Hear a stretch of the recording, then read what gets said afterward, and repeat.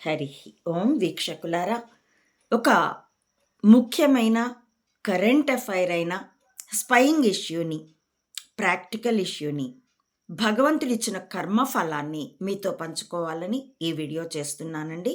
ఇది కాలిఫోర్నియా కార్చిచ్చు నేపథ్యంలో.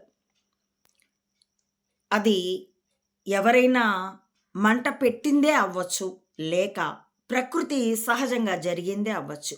ఏది ఏమైనా ఎవరైనా కుట్రపూరితంగా చేసినా, ప్రకృతి సహజంగా చేసిన కుట్రపూరితంగా ఎవరైనా ప్రారంభించినా ప్రకృతి దాన్ని అలౌ చెయ్యనిదే, అనుమతించనిదే, దాన్ని సహకరించి కొనసాగించనిదే సాధ్యం కాదు. మానవ ప్రయత్నం కేవలం ప్రారంభం అవుతుంది, కొనసాగింపు ప్రకృతిదే అవుతుంది. కాబట్టి కాలిఫోర్నియా కారణంగా, కాలిఫోర్నియా నేపథ్యంలో ప్రకృతి అమెరికాకి విధించిన కర్మఫలంగా నేను దీన్ని అభివర్ణిస్తున్నాను. అభివర్ణించడం కాదు, ఆ విశ్లేషణని కూడా మీకు అందిస్తాను.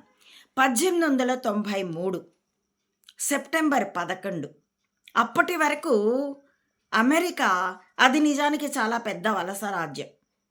అక్కడ స్థానికులైన రెడ్ ఇండియన్స్ ఎప్పుడో పులుసు కలిసిపోయారు. యూరప్ దేశాలు యొక్క వలస ప్రజలు అక్కడ స్థిరపడ్డారు. దాన్ని అమెరికా కూడా ప్రోత్సహించింది. ఎందుకంటే అపారమైన భూభాగం ఉంది, జనసాంద్రత లేదు. జనం ఉంటేనే కదా సంపద ఉండేది, జీవన సౌకర్యాలు ఉండేది. కాబట్టి అమెరికా కూడా తన విధి విధానాలతో ప్రోత్సహించింది. ఇప్పుడు లిమిట్ దాటిన వలస ప్రజలయ్యారు కాబట్టి ఇప్పుడు తన చట్టాలు, సిద్ధాంతాలు మార్చుకుంటుంది.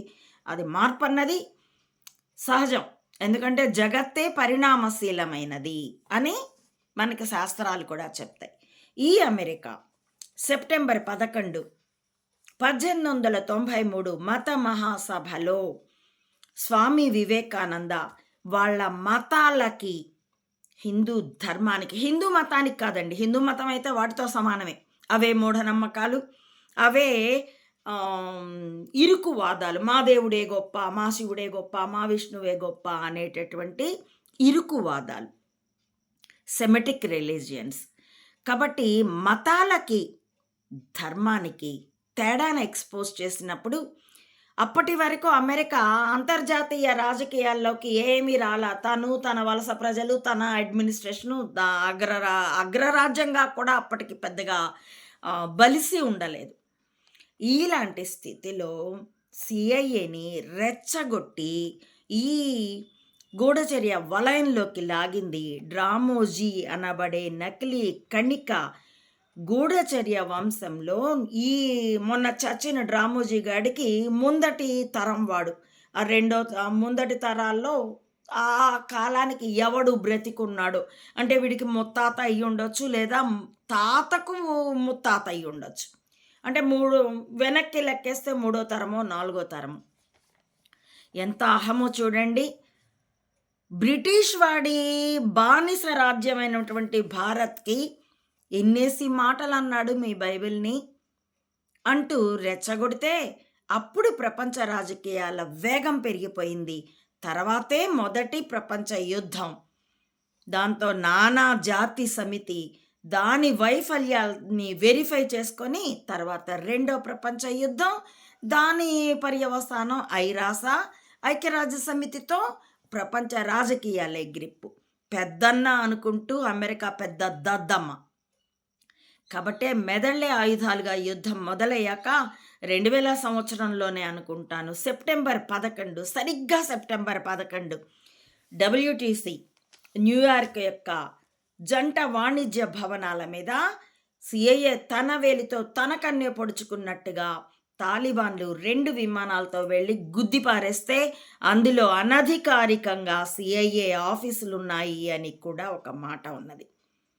ఏది ఏమైనా సెప్టెంబర్ 11. కాబట్టి వ్యక్తులైనా, సమాజాలైనా, జాతులైనా, వంశాలైనా, దేశాలైనా కర్మఫలం విడిచిపెట్టదు, సామూహికంగానైనా సింగులర్గానైనా. కాబట్టి అమెరికా ఇంకా ఏమేమి చూడబోతుందో నా తరువాతి తరం దాన్ని కళ్ళు విప్పార్చుకు చూస్తుంది గాక.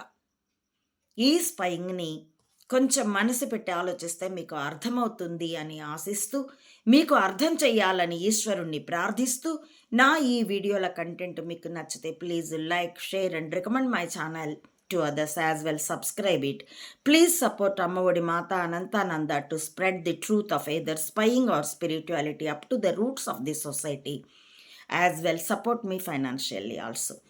Thank you for watching.